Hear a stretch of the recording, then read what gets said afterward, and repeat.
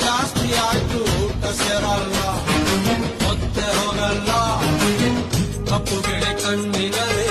colourful ಕನಸುಗಳು bachelor ಮನಸ್ಸಿನಲ್ಲಿ